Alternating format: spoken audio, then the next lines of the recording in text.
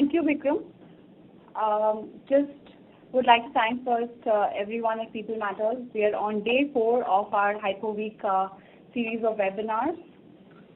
And it's been a great past 3 days, and we've had a tremendous amount of feedback from all our participants, and we really want to thank everyone for joining in.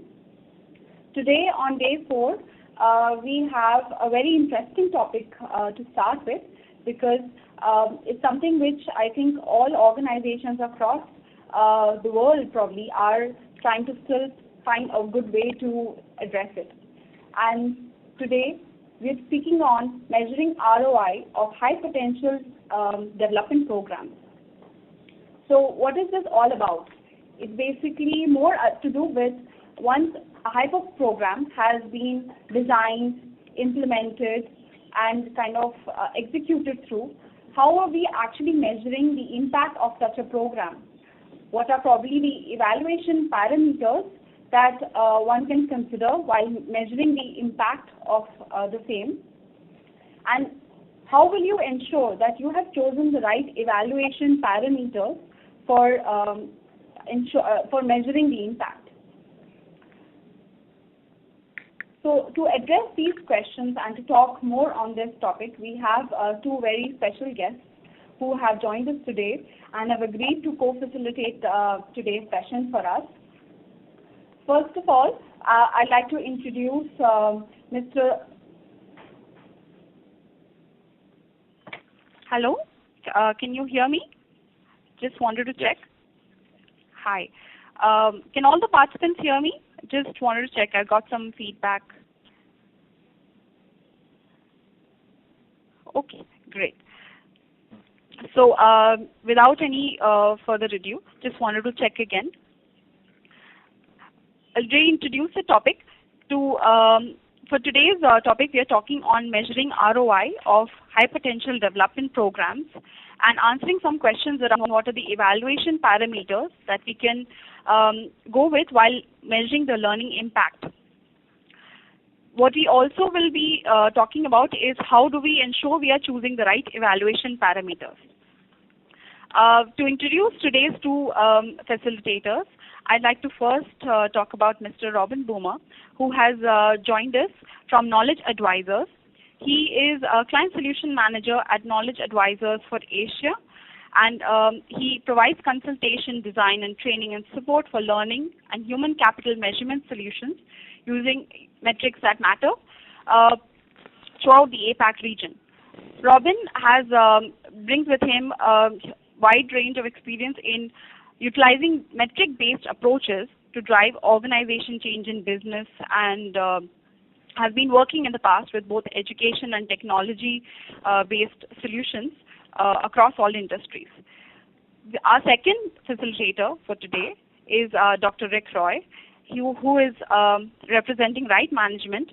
He is our Global Center of Excellence head for the talent management practice, and also leads the practice for the Asia Pacific region. So without any further delay, I'd request Rick to please start with his slides. All right. Thank you very much, Dohina. My volume is okay? Yes, we can hear you fine. Okay, excellent. Yeah, any of the participants, if you have any trouble hearing myself or Robin today, please just use the chat bar to let us know so we can fix the volume situation. Welcome, everyone. Good morning. Thank you very much for attending. We're very pleased to be joining the day 4 of the HIPO Week, focusing on the very important topic of measuring business impact of high potential programs and high potential program investments. This is a field, for those of you that have been in the field for a while, as I have since the 1980s, you'll know that this field of measuring the business impact of organizational interventions has gone through a transformation over the years, and there have been many points of view and techniques that have developed. Today we want to present we can call the middle ground, which is how do we efficiently create business impact and credible evidence that executives will agree to around the impact of high potential programs. And just to set the context, the reason it's important to measure high potential programs, number one, they're high investment programs. Typically the cost per participant is higher for a high potential program, of course, than a standard other type of learning and development program. Secondly, we're betting the future of the company on these future leaders. So we want to ensure that we select them correctly, we assess them correctly, we develop them correctly, and ultimately we redeploy them laterally or vertically into expanded roles, and we do that with care, and we do that with measurement. So that's the important element around high potentials. And the other point is to consider high potentials is a learning intervention, of course, but fundamentally it's an organization development intervention. So by identifying the future leaders, focusing these leaders on developing future state capabilities, we are in fact developing future state organizational capabilities.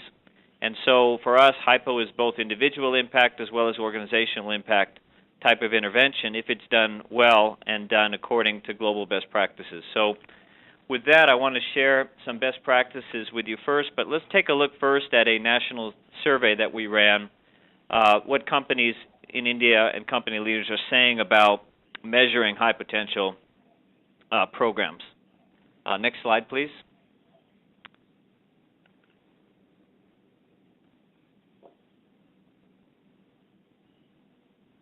Robin or Tahina, can you advance my slide, please? There we are. Thank you. And then just bring up the full slide here. That would be fine with the data on it.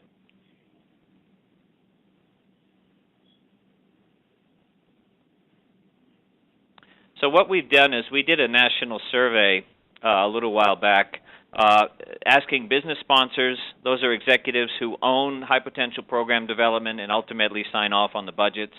The program managers, those are learning development, organization development, talent management professionals that are running, designing and running administering the high potential programs, and finally participants that have gone through a high potential program. And so we've asked them around 20 questions each, looking at how they're measuring high potential programs and what is working and what's not working. So I won't go through all the details here, but you can see we've got chief human resource officers, some CEOs, chief learning officers, and down through HR, L&D specialists, representing multinationals in India, around 25 of the large conglomerates, and then some other local companies that participated. So next slide, please.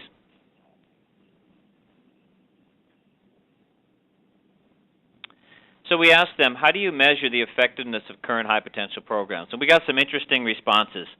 The blue bar represents the response from the program managers, the people who are responsible for administering the programs. The red bar represents the business sponsors that own and fund those programs. You can see a significant difference across the measures of opinion between program managers and business sponsors. And you can see that we've got four basic ways of measuring. If we ignore the other and we look at tracking high potential's contribution to the organization over 3 to 5 years, tracking the success of the HIPOs once they're transferred to new roles, and then tracking the retention of HIPOs. It's pretty consistent in terms of the responses. Now, it's interesting, but when we dig into the data, we absolutely see that it is really perceptual data. There are not many companies using actual metrics and KPIs to back up these kind of metrics. So if we go to the next data set here, you'll see we asked how specifically, what metrics have you used to measure the ROI of high potential programs, and you'll see that are using metrics. A good 3/4 of the companies, our business sponsors as well as program managers, say no, we do not have specific metrics or KPIs for measuring the impact. And about 1/4 of the companies say they have some metrics in place. So there's a disconnect between what we perceive we're measuring and what's important to us versus actually applying a more rigorous approach to measuring impact of high potential investments over time. So what we want to do is address this gap today and talk about how leading companies are in fact measuring the ROI or the business impact of high potential programs. So next slide, please. So when we look at the key challenges for high potential programs, I want to start first with measuring individual impact. This is very important to learning and development professionals, and of course is extremely important to the participants going through the program. One thing I want to mention, though, what's different about high potential programs versus regular manager or in-role manager development is we are trying to prepare these individuals for next level role. In fact, our definition of HIPO, high potential leader, is a high-performing manager that can succeed at 1 to 2 levels above their current position within the next 2 to 5 years.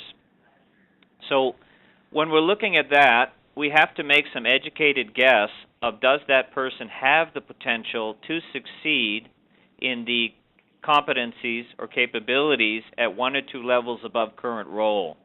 We need a way to test them against that through assessment. Then we need a way for them to practice those next level roles. We use HIPO Action Learning Model for that, and I'll explain that in a few minutes. But before we get into that, previous slide, there we are. There are basic building blocks of leadership potential. If you look at the research on the psychology of leadership, and depending on you work with Right Management or a business school or someone else, you will see slightly different variations on this. But fundamentally, we've got cognition, which is reasoning skills, numerical, spatial, verbal reasoning skills. And those are relatively stable throughout the lifetime. So when we talk about cognitive skills, we're talking about job fit or role fit versus something that you can grow in any reasonable period of time. So you see on the right we have this grow versus fit, or fixed versus flexible. There are elements of the psychology of leaders that are relatively fixed, and there are elements that can be grown and changed. We also call this teachable fit. In other words, when we make a hire or we look at a high potential promotion, how teachable is the gap, and can we close the gap, or is it really a relatively stable quality of that leader? Personality traits the research is clear. Personality is relatively stable throughout the lifetime. So that, again, is a fit issue versus a development issue. Learning capabilities, we do believe, can grow. Interest in learning, openness to feedback, self-awareness, emotional intelligence, those elements can be developed.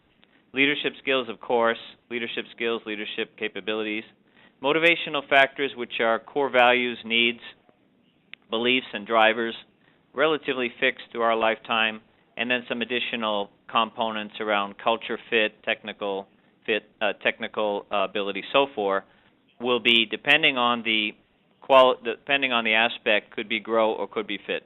So when you are setting up a high potential program and you're working with individual candidates and participants, it's very important for them to understand and for us to understand, as the people designing, administering the program, what is teachable and what is fixed. Fixed elements are for self-awareness and self-management, and of course, flexible elements are for growth and development. Next slide, please. So let's look at some best practices for designing high-potential programs for maximum business impact. We follow a 3-phase approach we call High Potential Action Learning Model. This is our patented global approach to assessing, developing, and accelerating high potential leaders. Of course, it starts with an accurate definition of what defines a high potential within your organization. We believe there's 3 primary components that we assess here in Phase 1. We call orientation and assessment phase of high potentials. That is agility, and to give credit to Korn Ferry, they did a great job of defining learning agility as a critical predictor of high potentials. We feel there's more to the equation than that. So we measure operational, strategic, interpersonal agility. We measure career aspiration and mobility. Mobility, very important aspect for high potentials. And then finally is around organizational confidence in that individual to lead the company forward. So organizational impact from confidence side, the agility factors measured through psychometrics, and then the career aspiration and mobility, which is particularly important to young talent. So those are the three aspects we put together into a basic assessment process or a full-day assessment center, depending on how the client company wants to manage that. So in this phase, we've got the orientation. We always have an executive introduce the program and communicate it to the organization, welcome the participants. We recommend some form of qualitative, quantitative assessment for the individual, and then we aggregate that data across the group of participants to do a talent audit or a group report, so then we can fine-tune the follow-on development to focus on specific capabilities that matter most to this particular group of high potentials, or we call high potential cohort. Individual development plans are formed there, and we also form action learning teams. And again, I want to make a formal definition of action learning here because we use it loosely in many environments. We're talking about a strategic business project or challenge that is sponsored by a line executive in the organization that owns that particular challenge or priority. We assign action learning teams of 5 to 8 people per team, ideally cross-functional. They work through a 6 to 12-month structured process of analysis, root cause, solutioning and innovating, and finally scenario planning and action planning to resolve that business challenge. There's a kickoff process for action learning teams. There's a midpoint review to make sure the teams are tracking properly and not getting derailed. And finally, there's a formal business presentation to a group of executives at the end of the program. And again, what we're trying to do is give these future business leaders direct experience on thinking through, working through, and solving a strategic business issue or challenge, which will be part of a future job that they're not already in but will be in the future. It also gives us a chance, both whether it's the internal training and development team or whether it's us as the consultants, to observe those participants again over an extended assessment process over 6 to 12 months to validate where their gaps are and are we closing the specific leadership gaps for the individuals. So that is the formal definition of team-based action learning. Team-based action learning, we're coming out with two global studies with Conference Board. One is high potentials, one is strategic leadership development. They'll be released later this month. You will see that action learning, team-based action learning, is #1 choice of leading companies for accelerating high potential development. And 2/3 of the development activity should be non-classroom based, experience exposure based, and action learning is a logical format to do that. So that's phase 1. M1 is a survey we use. We partner with Metrics That Matter, and I'll talk a little bit about that partnership here in a minute before I transition it to Robin. So we've got online pre-programmed surveys to do a pre-assessment for each of the participants, so they get that before they come into the program. We initiate action learning, then we go into group-based development, which typically includes a residential. It may include some industry, customer, geographic exposure. Some of you may be running some international programs and bringing your HIPOs into emerging markets or key customers to get that kind of exposure.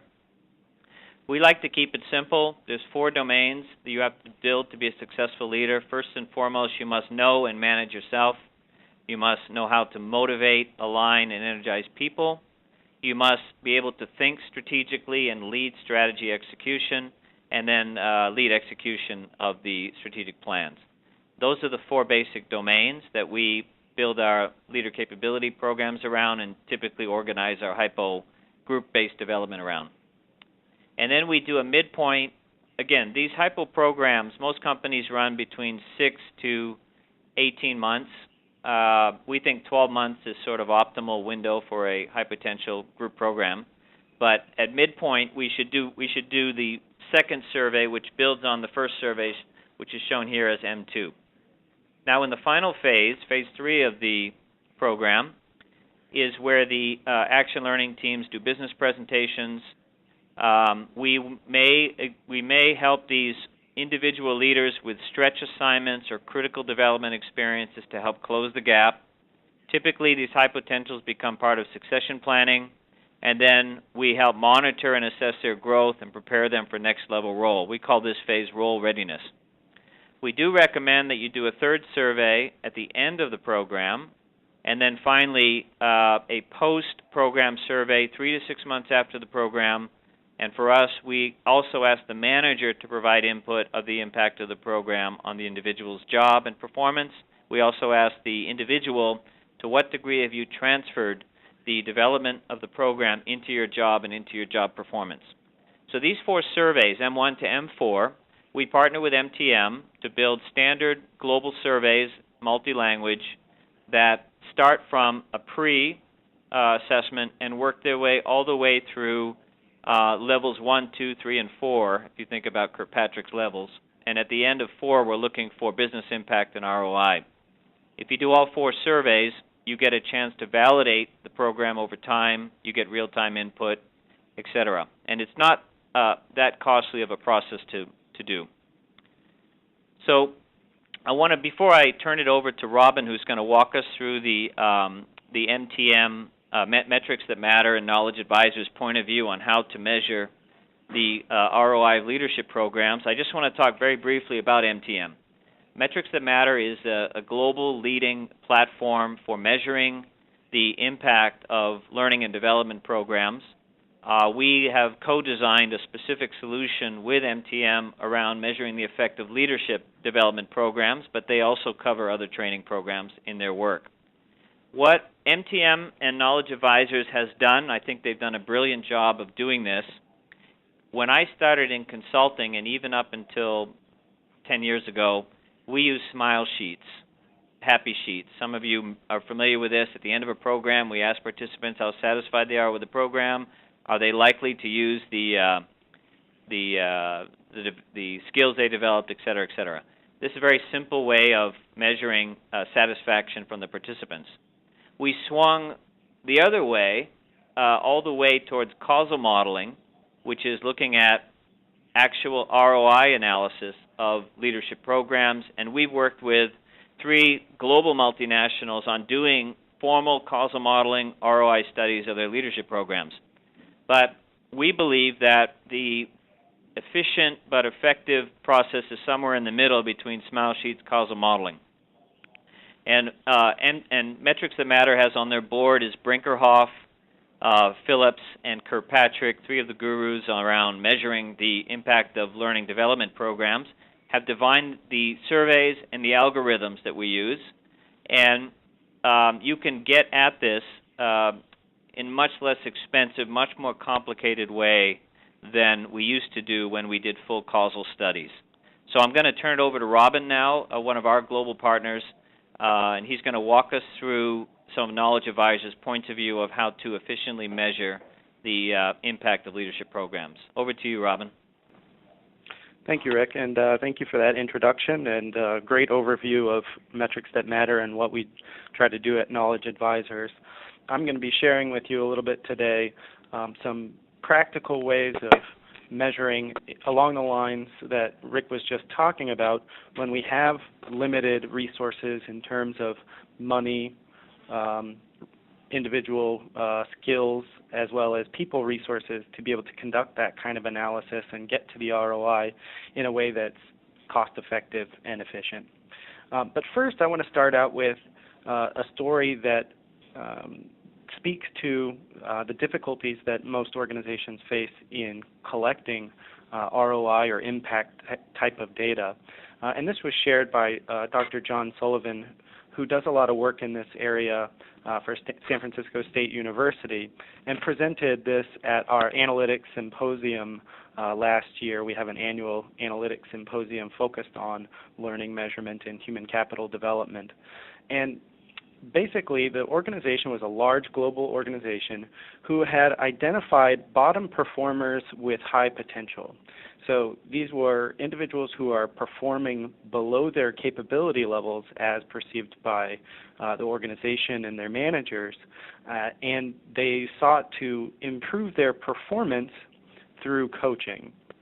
And so they worked for several years with a major business university in the United States and trained a group of over 1,000 people who had been rated as low performers, 3 on a 1, 2, 3 scale, and sought to improve them from a 3 to a 1. So low, one being the highest, 3 being the lowest. And over the course of those 2 years, they were spending over $13,000 US per person in coaching those low performers, with the goal in mind of moving them from a low performer to a high performer. And during that time, the number of low performers that was rated a 1 2 years later was unknown. And as often happens in a large organization, there was a restructuring, and a new chief learning officer came into the organization and asked for a review of the current programs that were going on. And he called this program out in particular because he noticed there was a significant line item in the budget of the organization and said, "Tell me about this program." And the leaders of the program, the owners of the program, said, "Oh, it's a great program. We're working with this fantastic business university who helped us to develop the curriculum. Everybody loves the training." And so he said, "That's great. What have you done? Can you tell me how many individuals you've moved from a 3 to a 1, if that's your goal?" And they said, "Well, we don't know. We've developed this program, and part of the program development at the conclusion of the full 2 years is to do a full causal ROI study and understand, what the total return on investment was and what the impact of the program was."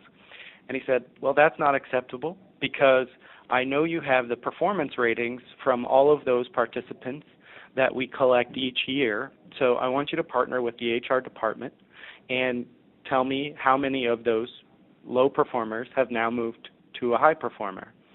And when he did that, it was an unfortunate situation that the learning organization had to come back and tell them that 0 participants out of over 1,000 had actually been moved from a 3 to a 1, which was the whole purpose of the program in the first place.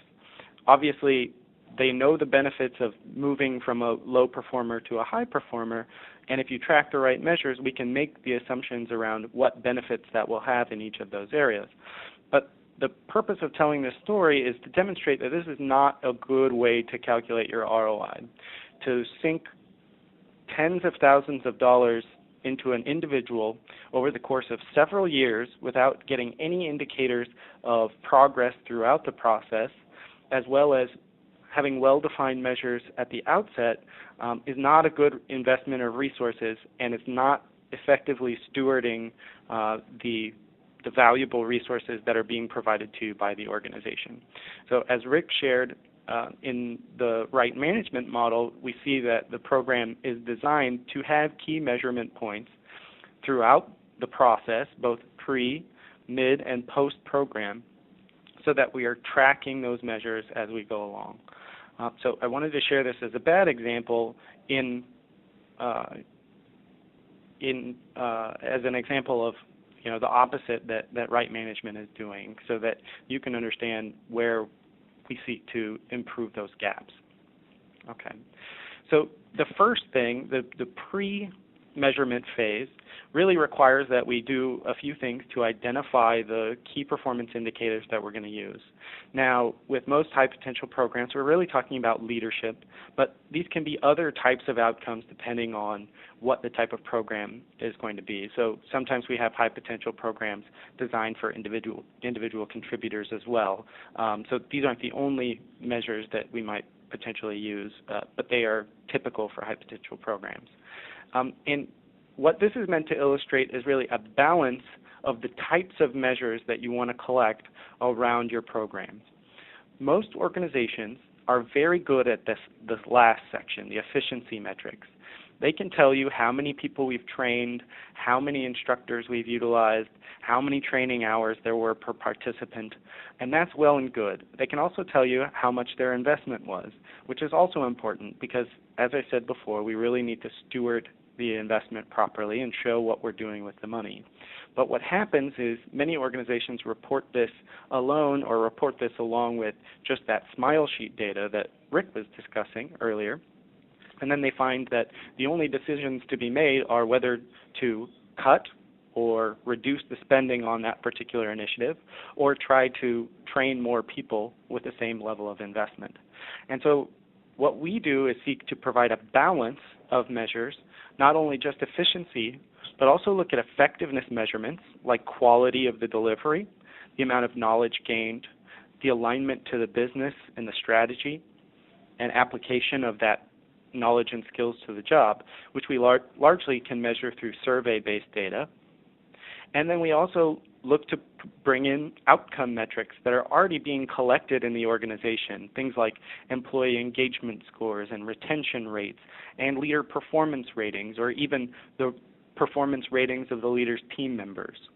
And by providing this culmination of 3 different types of data points, we can really optimize our investments by enabling a continuous improvement model which allows us to set goals, make sure that we are meeting those goals, analyze the results that we're getting, and make improvements over time to do so.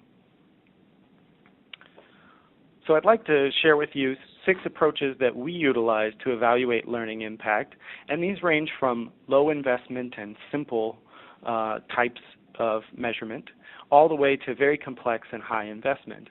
And the reason that we frame it this way is because, as I said earlier, we do have limited resources, and depending on the program, we need to understand what resources we have available and what is our priority in measuring this particular program.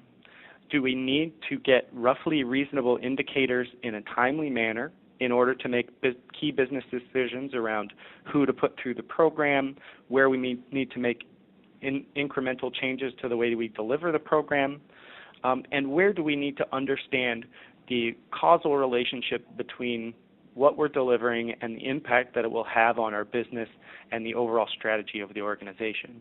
So I would suggest that each type of program needs to have that a decision made by the key stakeholders so that we can understand what type of business impact analysis is appropriate so we can select a method that fits within our range of investment and ability to deliver. So we'll focus today on the first 3 here because we have a limited amount of time and because they're the most practical and easy for you to start implementing right away within your organizations. So the first is the Smart Sheet evaluation approach, and this can be utilized in combination with the first 3 bullets here. So I'll get right into it. And these typically employ survey methods. The more difficult processes, like using business impact templates, actual results correlations between the outcome measures that you're getting and what's being seen through the learning and development path, and then also causal modeling, these require actual results data being provided by the organization typically, and some advanced analysis techniques. So we won't focus on these today, but I just want to provide them as context here.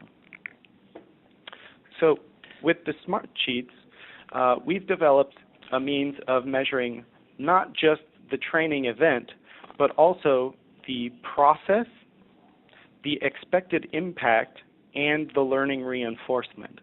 So through our research over the past 12 years, we've done extensive analysis to understand what key indicators can we measure using surveys that will give us cost-effective, scalable, and timely results which not only demonstrate the quality of delivery with the level 1 reaction scores and the expected learning effectiveness, but how can we also start to predict the job impact, the business results that we expect to see in terms of the change in job performance, and what types of return on investment or expectations can we expect from training by collecting this information as early as possible.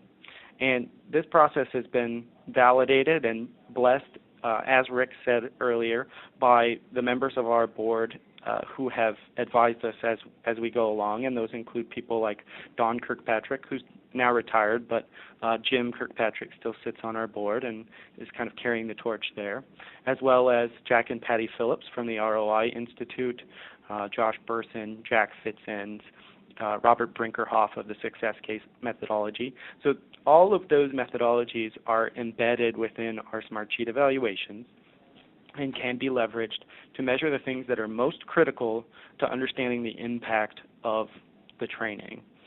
And we do this in a way that allows us to, like I said, not only reflect but also predict, and then we can come back and collect those measures as right management does at a 60 or 90-day interval from both the participant and the manager to understand were our predictions appropriate and what management support and organizational support issues are there that we need to cut off or that we need to address to ensure that we're getting the full impact of the training being provided.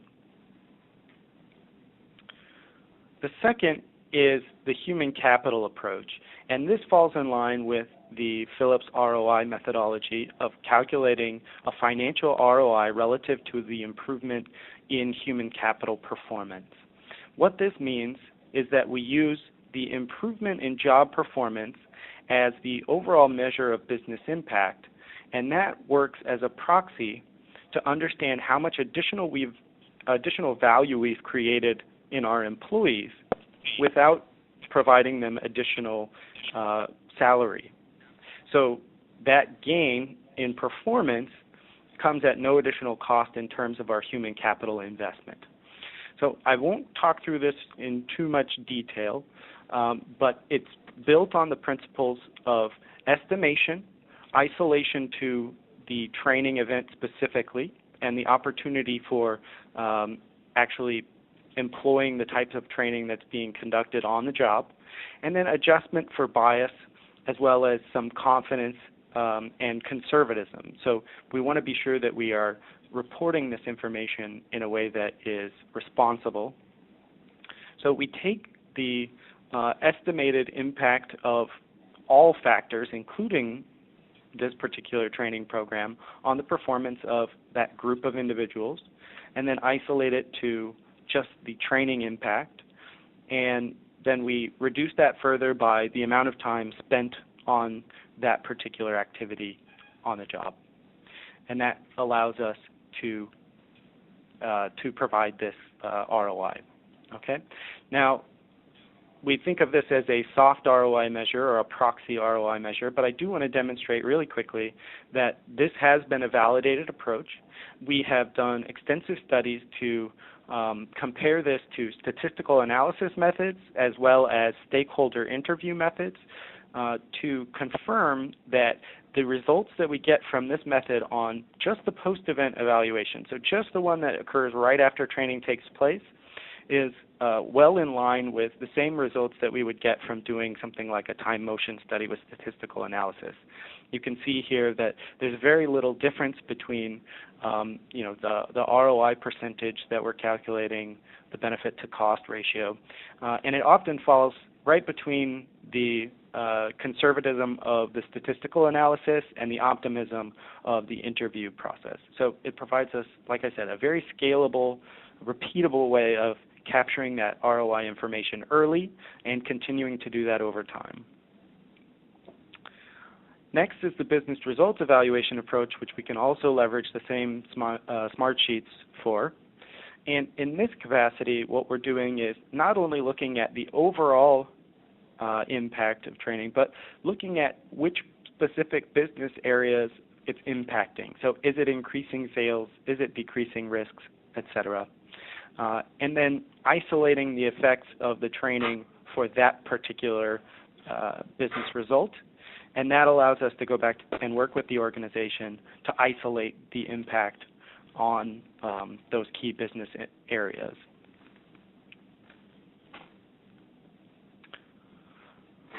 So coming back to what we talked about in the beginning about setting your key performance indicators and making sure that there's alignment between the goals of the training and the organization, we want to report this information, the efficiency, effectiveness, and outcomes in a single report.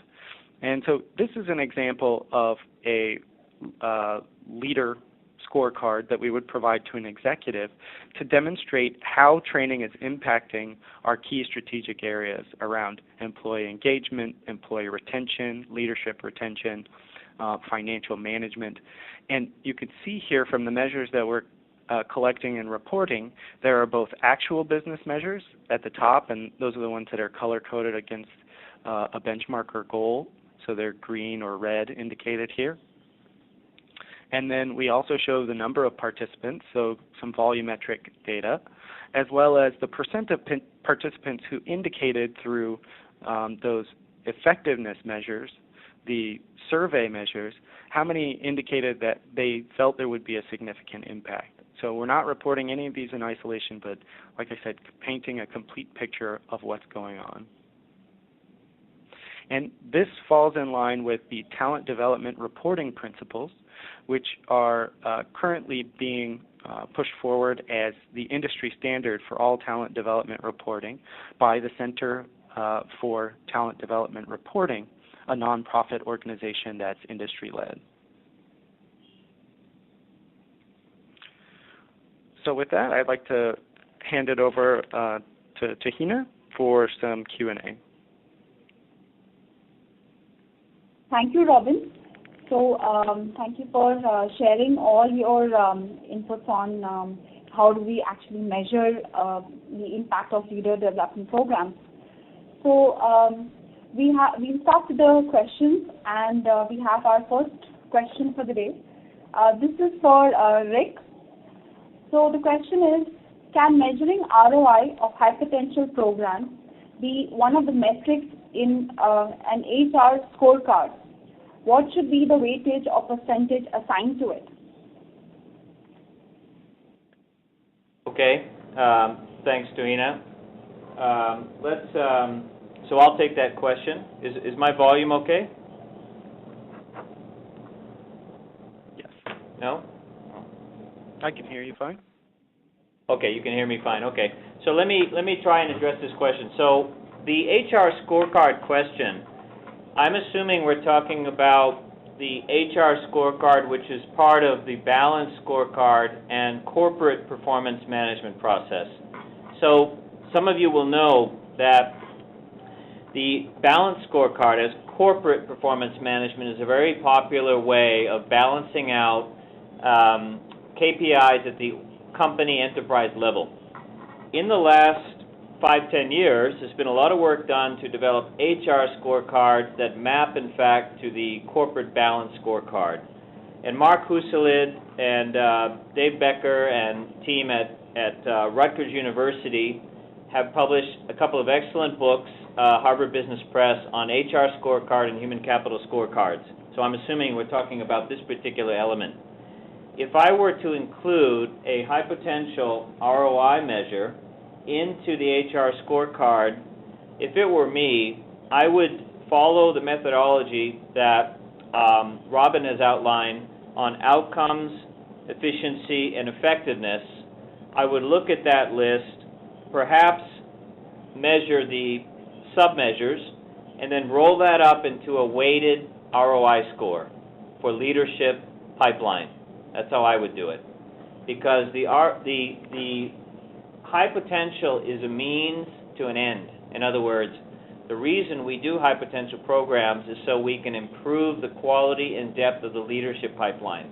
This is what executives care about. Am I confident we're growing next generation leaders with enough depth and enough capability and potential to successfully hand over the leadership of the business to those leaders in the future? That's a leadership pipeline question, leadership pipeline quality, and I think the metric that goes in the HR scorecard should be measuring leadership pipeline quality, leadership pipeline velocity, leadership pipeline depth. That's how I would capture that question. All right? So, thank you, Rick. Next. Yeah. Next question is for Robin. Can you give an example of an organization where initiatives were taken and the ROI was computed? Yeah, absolutely. So let me think of the best example that I can here. So we work with a large consumer packaged goods organization that is global in scope, and they have a very large centralized training function where they need to measure the impact of all of their programs, not just their high potential programs specifically, but they need to be able to demonstrate that their high potential programs are generating significant additional impact over those that are their typical line of business and their everyday training programs, onboarding, those sorts of things. And so what they do is they actually leverage that Smartsheet process in order to measure all of their programs so that they have a baseline of understanding what that typical ROI is. And then for their high potential programs, in addition to measuring that using that Smartsheet evaluation method to get a good idea of the ROI comparative to their other programs, they also do stakeholder analysis and interviews with the business line owners to isolate the effects of the training and understand what the impact of that training is specifically. So they go over and above the standard for all of their programs to demonstrate that specifically for their high potential programs. And they do it in several ways. One, they collect pre and post measures from the individual performers on their own performance-based metrics. So those could be related to sales conversions. They can be related to productivity in terms of profit per employee. And they do a pre and post comparison 3 months prior and 3 months after the end of training, and then they combine those three different pieces of information, so their Smartsheet evaluation scores, stakeholder analysis, and then the raw data from the pre and post performance measures in order to provide a full picture of the ROI of those key programs.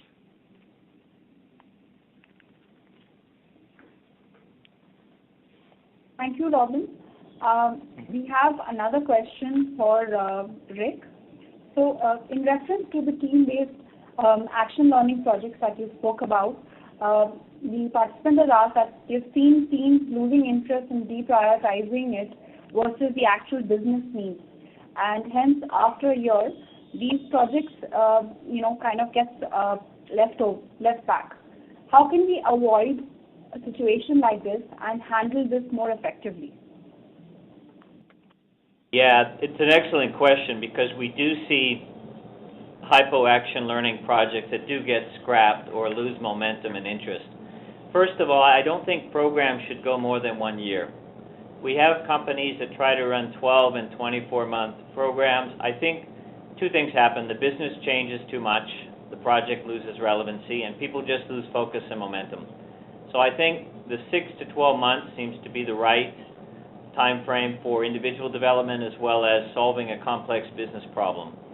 I think we have to be more selective, number one, on the executives we invite and involve, and number two, on the project selection, project criteria, and project metrics. The projects should not be selected by the participants. They should be selected by a group of business executives that agree on these strategic projects or priorities. And then the metrics around solving that business issue should be agreed to from the start. One of the reasons the teams get derailed is they lack a strong action learning process coach. This is the either, in some cases, we train up the internal HR business partners, learning development people to run it. In some cases, we do that. In some cases, we share the load by taking, say, 2 teams each. And there is a best practice structured way of, and working through the action learning gates from strategic analysis to root cause to solution and innovation to a final business plan. And that should mirror the way that strategic issues are analyzed and reported that the organization is using. So when the final team presents their review and their insights it should be in a similar format and language that is being used by executives to take strategic decisions for the organization. It shouldn't be something different. Those are just ideas. But certainly I think, and the other thing I want to say is that picking the executive sponsors for any leadership program, whether it's mentoring, whether it's high potential action learning, should be done carefully. My experience working around the world in many countries with over 80 global corporations now is that among these senior executives, there will be a handful, a portion of those leaders that really have a value of giving back and growing leaders and transferring their wisdom to the young leaders of the organization. And there will be a group that don't really care or don't have a value for that. Okay, so identifying those leaders that because of their maturity, their age, they've gotten to a point where they want to start giving back, they want to leave a legacy, then leave the organization a better place than when they came. Those are the leaders you want to invest in. That's why we also don't promote across-the-board mentorship programs, saying all executives must mentor high-potential leaders, because there's a group of those leaders that don't have a value to do it, and you'll be constantly prodding them and following up with them. So go where the energy is, find the executives that really believe in what we're doing here, and get them to sponsor a project. Those executives that are really hands-on on action learning projects are the ones that succeed. All right, so that's just, of course, there's many more details around methodology, et cetera, to help mitigate this, but those are my suggestions and a quick response here. Over to you, Zena, for our next question.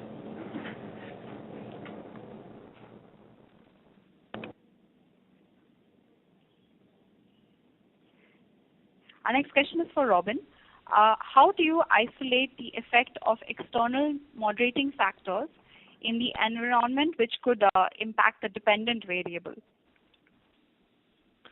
That's a good question, and that leads me back to kind of that decision-making around what type of business impact analysis is most appropriate.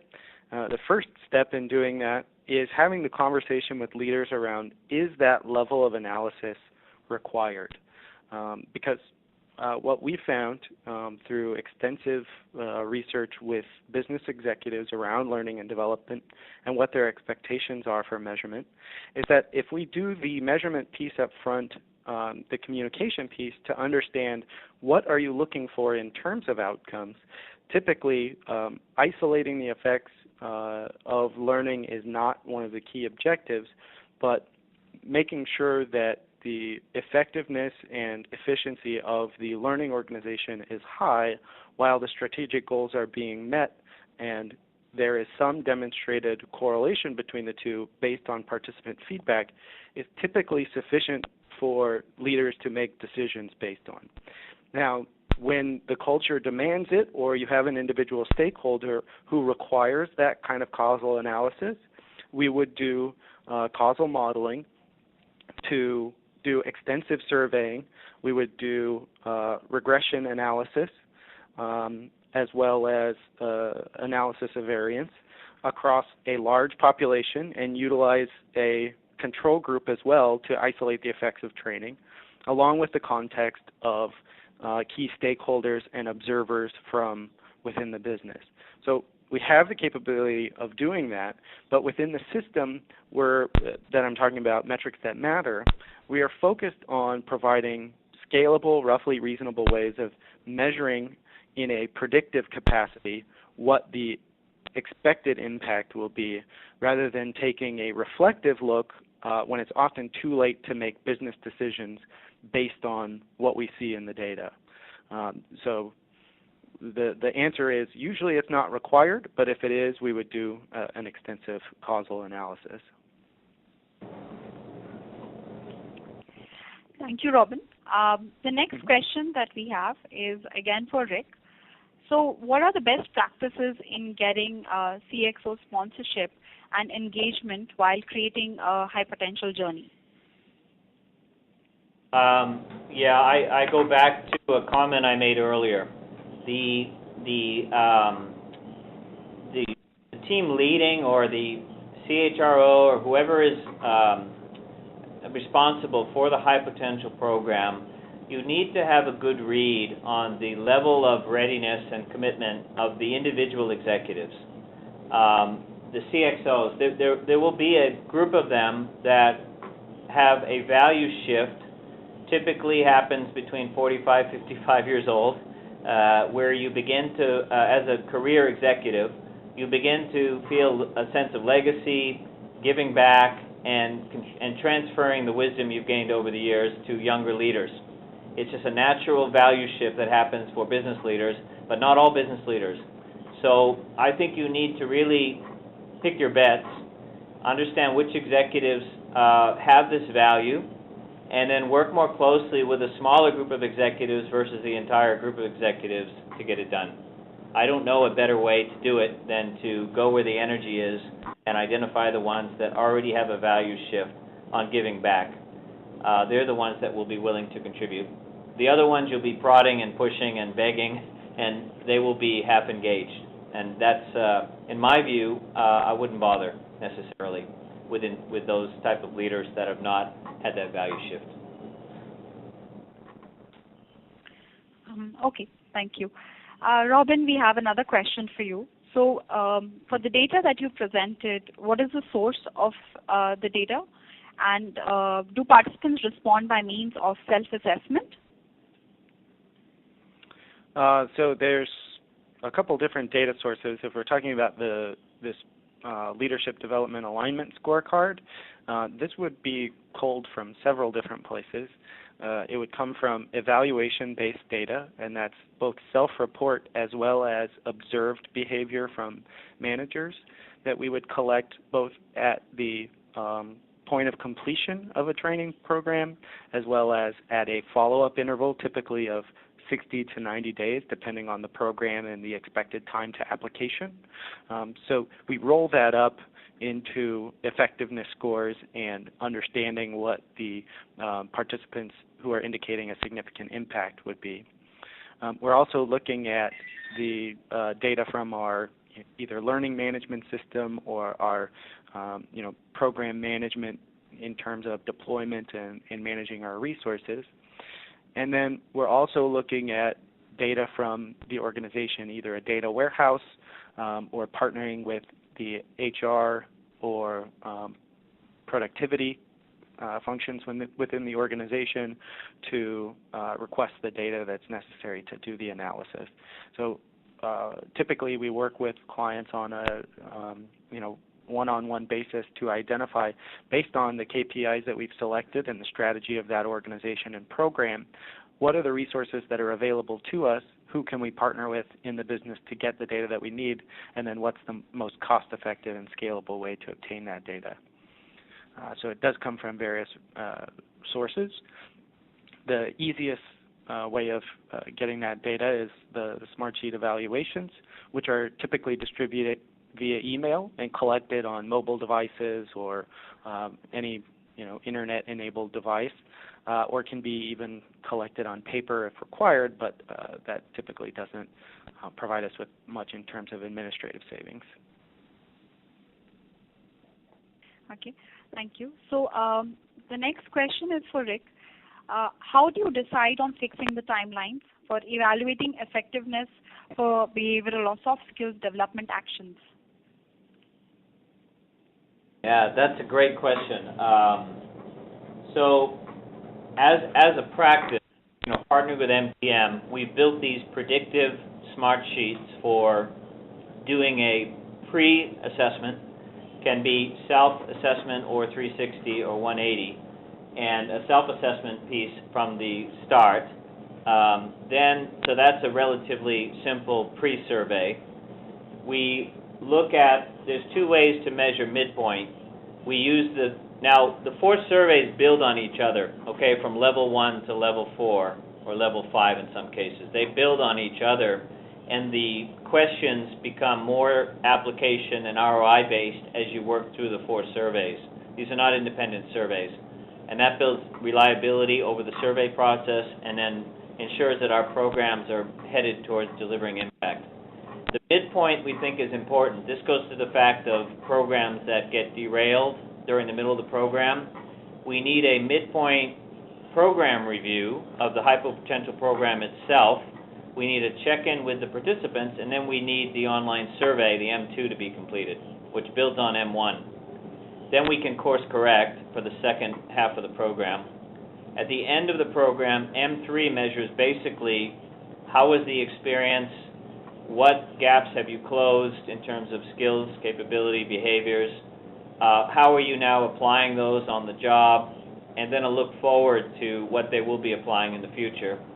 And then somewhere between 3 to 6 months, no more than 6 months after the program, we run the next version of the survey around job transfer, role transfer, and organizational impact. Questions are added to the manager and to the participant 3 to 6 months after the program. Our feeling is if you've left a high potential program and you haven't begun to transfer skills and knowledge and into your job performance after 3 months, you're probably not going to do it at all. That's our point of view. And again, we're talking about anywhere between 6 months to 12 months of intensive development program. Many of these HIPO programs can take up to 20% of additional discretionary time of these high potentials. And again, these are motivated, driven people that want a business career. They tend to be willing to put in the extra time, and we expect them to be applying on the job. And there should also be some decision gates about whether someone should leave the high potential program, either on their own decision or as a program level decision. That's made at the midpoint way of the program. Okay. Okay. Thank you, Rick, for answering the last question. And with this, we will come to the end of our webinar for today. We've just passed our time. And thank you to all the participants who have joined us today and over the past 3 days as part of the HIPO Week webinar series. I would like to thank both Robin and Rick for presenting today and sharing their viewpoints. We've had some very interesting questions over the past few days, and it's really been a pleasure to kind of answer those. So I hope that in the next few days you will be also getting a copy of the HIPO Week newsletter, sharing all these inputs which have been coming across all the articles and content that we've been sharing, and we hope that it reaches you. So with this, I'd like to thank People Matters also for working with us along for all these webinars, and it's been a real pleasure. Over to you, Vikram. Thank you, Tuhina. And thank you to both our speakers, Rick and Robin. It was a very interesting session, and I hope that all of us participants were able to take some very practical insights on how we can go and implement them in our own organizations. Lastly, thank you to all the participants for attending the webinar today and also across the entire week. And with this, we conclude the series of webinars for the HIPO Week. Thank you all for your time.